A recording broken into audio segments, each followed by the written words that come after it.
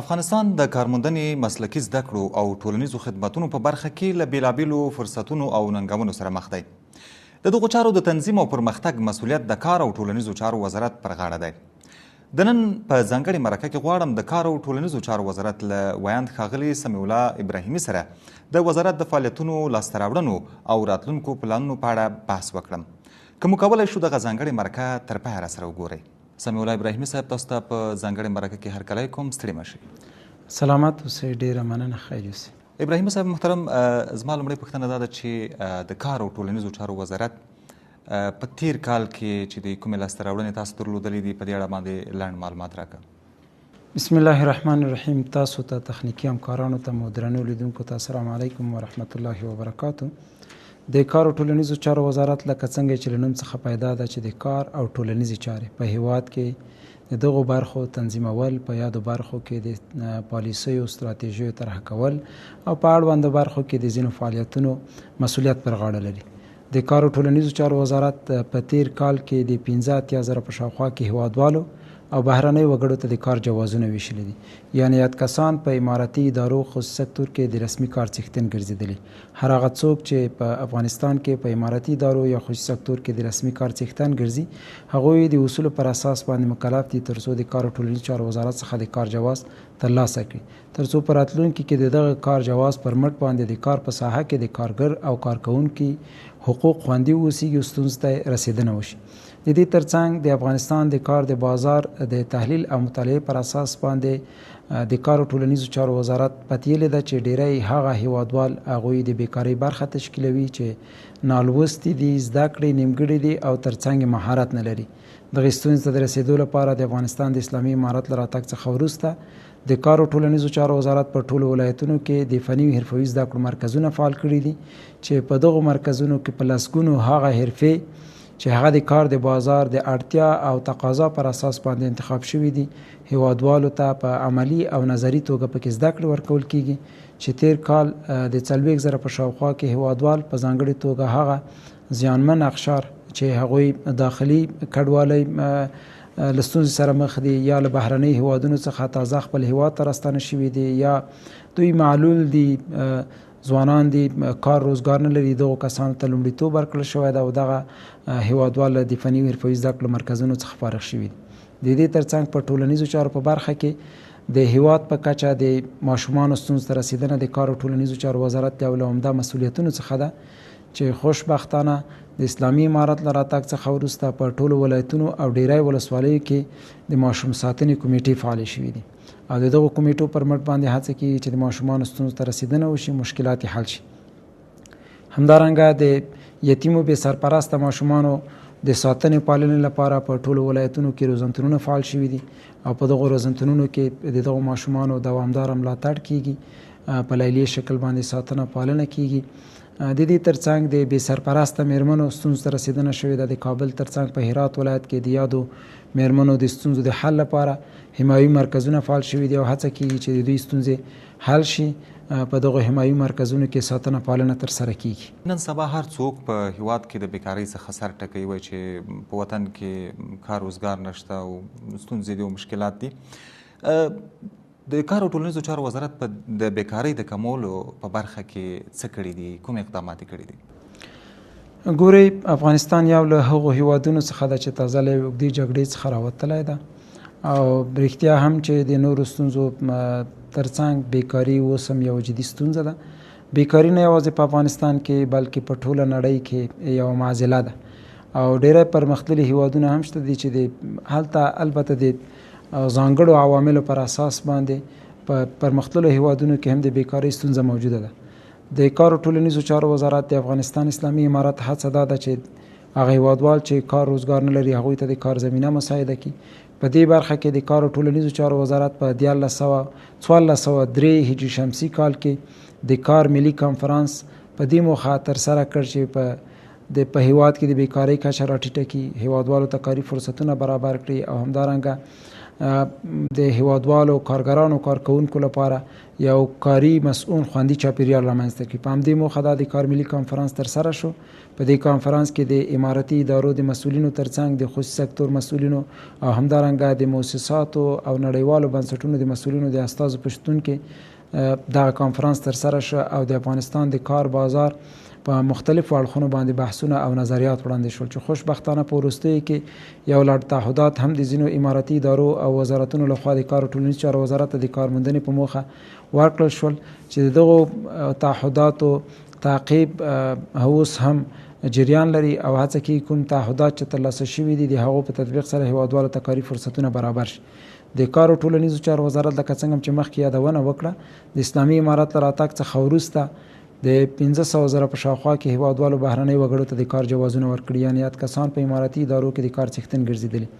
د کار او ټولنیزو چارو وزارت د یو پالیسي ساز بنسټ په توګه هڅه کوي چې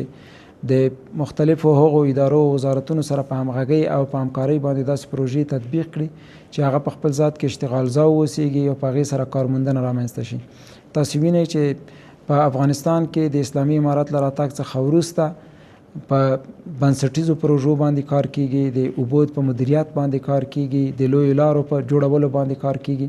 د کرنې او مالدارۍ په سکتورونو کې هڅه کیږي چې دغه برخې هغو ستونزو ته رسیدنه وشي، بیا په یو ډول باندې بیا ترمیم شي دغه سکتورونه، تر څو وکولی شو موږ په زیات تعداد هیوادوالو ته پکې د کار زمینه مساعده کړو. خو د دې ترڅنګ د بیکارۍ کچې ته په کتو سره د موږ بشري ځواک ته په کتو سره د اړتیا پر اساس له ځینو بهرنۍ هیوادونو سره هم د کار او ټولنیزو چارو وزارت د افغان کارګرانو د اعزام په اړه باندې هم بحثونه شوي دي چې له هغو څخه د قطر هیواد سره یو رسمي تفاهم ترلاسه شوی. هڅه دا ده چې هیوادوال د بهرنیو د کار د بازارونو د شرایطو ته په کتو سره د دوی مهارتونه پراختیا پیدا کړي، ماهر شي، تر څو د هغو شرایطو په پوره کولو سره دغو هیوادوالو ته په بهرنۍ هیوادونو کې په قانوني توګه د کار زمینه مساعده شي. د فني او حرفوي زده کړو برنامه لکه مخکې چې یادونه وکړه، زموږ هڅه دا ده چې دغه برخه لا پسې پراختیا پیدا کړي چې دې پر مټ باندې موږ وتوانېږو، ځکه هغه هیوادوال چې مهارت لري، فن لري، هغوی تر ډېره پورې د کار په بازار کې د کار څښتن ګرځي او د کار زمینه ورته مساعدېدلی شي. دا ټول هغه موارد دي چې د بیکارۍ کچې د راټیټولو لپاره د کار او ټولنیزو چارو وزارت له مختلفو زیداخلو ادارو وزارتو سره په ګډه همغږۍ او همکارۍ باندې په کار کوي، تر څو په دې باندې وتوانېږو چې په راتلونکي کې د بیکارۍ کچه په هیواد کې راټیټه شي، هیوادوالو ته کاري فرصتونه برابر شي. د کار او ټولنیزو چارو وزارت د کارګرانو د حقونو د خوندیتوب لپاره څه کړي دي؟ د کار او ټولنیزو چارو وزارت هڅه دا ده چې د موږ کارګر د کار په ساحه کې له خپلو ټولو حقوقو څخه برخمن واوسیږي، د هغوی معاش، امتیاز، اضافه کار، رخصتۍ، ایمني، همدارنګه حفظ الصحت او ټول مواردو ته رسیدنه وشي. په همدې موخه باندې د کار او ټولنیزو چارو وزارت اړوند د کار مفتشین له ټولو هغو برخو څخه وخت نه وخت لیدنه او کنټرول ترسره کوي چې هلته کارګر او کارفرما موجود وي او د کار زمینه مساعده شوي. په هغو برخو کې چې د موږ کارګران له ستونزو سره مخ کیږي، د کار او ټولنیزو چارو وزارت د دغو مفتشینو پر مټ باندې هڅه کیږي چې د هغو ځانګړو هدایاتو، طرز العملونو، لوایحو په تطبیق سره د کارفرما لوري چې په هغې سره د کارګرانو حقوق تامین شي، ستونزو ته رسیدنه وشي او په کومو برخو کې چې کارګر ته په سمه توګه حقوق نه ورکول کیږي د دوی لاسنیوی وشي او کارفرمایان په دې برخه کې سرغړونه کوي، ناغېړي کوي، هغوی د قانون منګولو ته وسپاري او عدلي او قضایي ارګانونو ته معرفي کړي. په دغه برخه کې خوشبختانه چې وخت پر وخت د کار او ټولنیزو چارو وزارت د انسټیټیوټ لوري امارتي ادارو کارکوونکو همدارنګه د خصوصي سکتور په برخه کې د مختلفو شرکتونو، فابریکو او ادارو کارګرانو ته د کار اړوند تقنیني اسنادو په اړه عامه پوهاوي برنامې ورته په لاره اچول کېږي تر څو کارګران له خپلو حقوقو څخه خبر شي او همدارنګه هڅه دا ده چې د کارګر او د کارفرما ترمنځ په ټول هیواد کې په خصوصي سکتور کې په ټولو برخو کې په شرکتونو او فابریکو کې د دوی لپاره نمونوي قراردادونه ورکول کیږي تر څو هغه قراردادونو کې د کارګر حقوق ټول په نظر کې ونیول شي. ځکه په کله چې د کارګر او د کارفرما ترمنځ کومه ستونزه رامنځته کیږي هڅه دا وي چې اسنادو ته مراجعه وشي او هلته د کارګر کوم مکلفیتونه او یا کوم حقوق چې په کارګر باندې کارفرما باندې کارفرما مکلف ده په قرارداد کې چې د حقوقو ته د لاسرسي زمینه مساعده کړي. د دغو قراردادونو پر مټ باندې بیا د دوی دغه ستونزې څېړل کیږي په اړوندو برخو کې ورته لازمي مشورې ورکول کیږي. د کارګرانو ستونزې د کار عالی شورا ته وړاندې کیږي. د کار عالی شورا کې هڅه دا وي چې د کارګر هغه کومې برخې چې هلته ورته رسیدنه نه ده شوې د کار د عالی شورا پر مټ باندې د دوی حقوقو ته رسیدنه کیږي او په ټوله کې هڅه دا ده چې د موږ کارګر له یو مسؤل خوندي کاري چاپیریال څخه برخمن وي او د نورو امتیازات ترڅنګ د کار مسؤلیت هم ولري. د کار او ټولنیزو چارو وزارت راتلونکي مهم پلانونه څه دي؟ په لومړي سر کې د کار په برخه کې د کار او ټولنیزو چارو وزارت هڅه دا ده چې د افغانستان د کار بازار په دقیقه توګه تنظیم شي، د کارګرانو ستونزو ته رسیدنه وشي، کارګر مو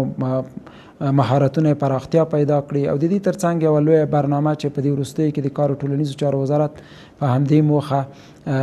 راپیل کړې ده چې فعلا د زونونو په کچه باندې فعالیت لري. په راتلونکي کې به ولایتونو ته هم دغه برخه پسې وغځېږي. هغه د وړتیاو تثبیت ده، یعنی په دې معنا د موږ ډیری هغه هیوادوال چې هغوی مسلکي دي، د مهارتو د فن څښتن دي، خو رسمي اسناد نه لري. دغه برخې ته د رسیدو لپاره د وړتیاو د تثبیت پروسه راپیل شوې ده. د دغې لارې به مو هڅه دا وي چې د موږ دغه کارګران چې مسلکي دي د دوی مهارتونه لا پسې پراختیا پیدا کړي، د دوی وړتیاوې تثبیت شي چې په کوم ګریډ کې دي، په ای ګریډ کې دي آیا دوی استادي کولی شي، په بی ګریډ کې د نورو ظرفیت لوړونې برنامو ته اړتیا لیدل کېږي، او یا که دوی په سی ګریډ کې دي چې دوی باید یو ځل بیا لاړ شي په همدغه اړونده حرفه کې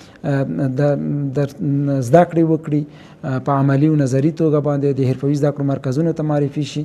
دا هغه څه دي چې په دغه پروسه کې ورته رسیدنه کیږي. د دې ترڅنګ د کار او ټولنیزو چارو وزارت د بیکارۍ کچې د راټیټولو لپاره د کاري فرصتونو د رامنځته کولو په موخه باندې کوم تعهدات چې د کار په ملي کانفرانس کې له مختلفو اماراتي ادارو او وزارتونو څخه ترلاسه کړي دي هغه به په قوت سره تعقیبوي او هڅه به کیږي چې هغه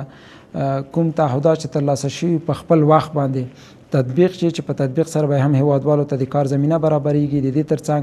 بهرنیو هیوادونو ته د افغان کارګرانو د اعزام پروسه ده چې د قطر ترڅنګ د ایران اسلامي جمهوریت، فدراتیو روسیې، عمان، سعودي عربستان، عربي متحده اماراتو د کار له مسؤلینو سره د کار او ټولنیزو چارو وزارت په اړیکه کې دي ترڅو وکولی شي په راتلونکي کې یو رسمي تفاهم ترلاسه کړو. د دې تفاهم پر مټ باندې افغان کارګرانو ته په بهرنیو هیوادونو کې د کار زمینه مساعده شي او د دې ترڅنګ په همدغو یادو شویو هیوادونو کې چې کوم افغانان اوس کار کوي او له هرې ممکنې لارې چې دوی هلته تللي دي د کار څښتن دي، د دوی ستونزو ته رسیدنه وشي، دغه کارګر له خپلو ټولو حقوقو څخه برخمن شي. په دغو مواردو باندې بهرنیو هیوادونو سره هم د کار له مسؤلینو سره د کار او ټولنیزو چارو وزارت په اړیکو کې ده او په دغو مواردو باندې بحثونه لري. افغانستان او چین په بېلابېلو اقتصادي او پراختي برخو کې اړیکې لري. د کار او ټولنیزو چارو وزارت د چین له ادارو بنسټونو سره د حرفوي زده کړو، ظرفیت لوړونې او کارموندنې د فرصتونو د پراختیا په برخه کې کومې همکارۍ لري او په راتلونکي کې د دغو همکاریو د پراخېدو لپاره څه پلانونه شته دي؟ د افغانستان اسلامي امارات له مختلفو هیوادونو سره هڅه کوي چې د نورو اړیکو ترڅنګ د همکارۍ ترڅنګ د افغان کارګرانو د ستونزو د حل لپاره هم بحثونه ولري. لکه څنګه چې مخکې یادونه وکړه چې د کار او ټولنیزو چارو وزارت ځینو هیوادونو سره دغه بحثونه شروع کړي دي، راپیل کړي دي او هڅه دا ده چې افغان کارګرانو ته په یادو هیوادونو کې د کار زمینه مساعده شي. خو د دې ترڅنګ د افغان کارګرانو یا د افغان بشري ځواک د مهارتونو د پراختیا لپاره اړتیا ده چې له ځینو هیوادونو سره په ځانګړي توګه د چین له هیواد سره موږ په راتلونکي کې داسې برنامې ولرو چې د حرفوي زده کړو په برخه کې د هغوی همکارۍ له ځان سره ولرو، ځکه چین یو له هغو صنعتي هیوادونو څخه ده چې هلته په زرګونو حرفې عملا فعال دي. د هغو پر مټ باندې د کار په بازار کې ډیری هیواد چینایي وګړو ته د کار زمینې مساعده شوي دي، هغوی له تجاربو څخه په دغه برخه کې استفاده کیږي. خو تر ډیره او اوس مهال په افغانستان کې هغه بهرني چینایي وګړي چې دلته کار کوي په ځینو شرکتونو کې د معادنو په استخراج کې، په ځینو تولیدي برخو کې، د کار او ټولنیزو چارو وزارت هڅه دا ده چې د دوی له وړتیاو څخه په استفادې سره د افغان کارګرانو هیوادوالو ځوانانو په روزنه کې د فني حرفوي زده کړو په برخه کې د دوی همکارۍ له ځان سره ولري. په دغه برخه کې د کار او ټولنیزو چارو وزارت تمرکز او ټینګار په دې د هر هغه بهرنی وګړی چې په افغانستان کې په خصوصي سکتور کې د رسمي کار څښتن ګرځي د نورو مواردو ترڅنګ هغوی په دې باندې مکلف ګرځول کېږي په کومه تخنیکي برخه کې چې دوی کار کوي او دلته د کار څښتن ګرځېدلی ده. د کار ترڅنګ دغه بهرني وګړي او یا د خصوصي سکتور مسؤلین په دې باندې مکلف ګرځول کیږي چې د دوی د کار په موده کې یو افغان دوی ته معرفي کړي او په مغه یاده برخه کې د دوی روزنه تر روزنې لاندې واوسیږي. کله چې دغه بهرني وګړي د کار وخت پوره کیږي او بیرته خپل هیواد ته ستنیږي، پر ځای به داسې یو افغان کارګر روزل شوی وي چې د هغوی تشه ډکه کړي، چې په دې سره به موږ هیوادوالو ته د کار زمینه هم برابر شي او ترڅنګ به له هغو فني او یا حرفوي او تخنیکی برخو څخه چې ځینې متخصصین دلته کار کوي د هغوی له شتون څخه به هم مثبت استفاده شوي او د موږ د افغانانو د مهارتونو په پراختیا کې به هم ځانګړی رول لوبولی وي. د CGTN پښتو ټولنې هنداره پروګرام درنو کتونکو، د کار او ټولنیزو چارو وزارت ویاند ښاغلی سمیع الله ابراهیمي صاحب چې زموږ سره په نن ځانګړې مرکه کې بېلابېلو پوښتنو ته ځوابونه ویل، په دې هیله چې دغه ځانګړې مرکه ستاسو د خوښې وړ ګرځېدلې وي. تر بیا بلې مرکې چې زه به ستاسو په درنه خدمت کې حاضرېږم، تاسو هر چېرته چې یاست خوښ او بریالي اوسئ. الله مو مل شه.